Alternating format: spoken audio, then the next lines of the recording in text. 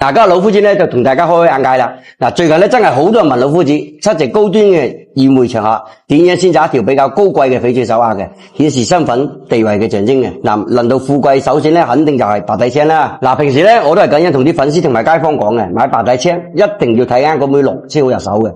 嗱，你睇下我手頭上呢批白底青翡翠手鐲，佢個底妝係好乾淨嘅，肉質好犀利嘅。嗱，呢條手鐲咧，你只有真真正正見到實物，你就知道佢究竟有幾靚嘅。嗱，我哋依家先聽個聲先。聽到啲聲就知道嗰啲質地究竟有幾硬淨噶啦。嗱，我依家同大家起條成品俾大家睇下個效果究竟係點樣嘅。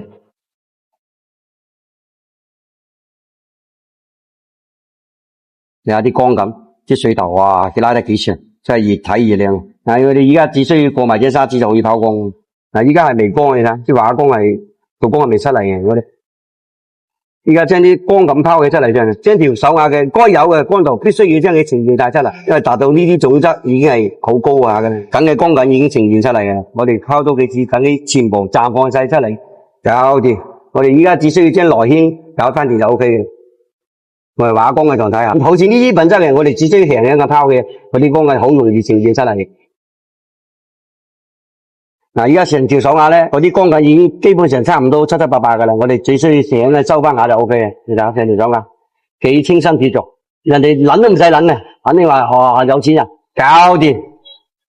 哇！你睇下依家條褲起完貨之後幾靚麗啊，係咪講緊你哋咧？嗱，陽春白雪一冇落，講緊就係佢啦。嗱，整體顏色係過度光滑嘅，特別柔和。嗱，上面仲標住幾抹嗰啲洋綠色，好鮮豔動人嘅。嗱，好似呢種白底青嘅翡翠手鐲咧，無論你7席咩場合，佢都凸顯你嘅高貴氣質嘅。嗱，依家就能同大家一齊睇下自然光嘅效果係點樣嘅。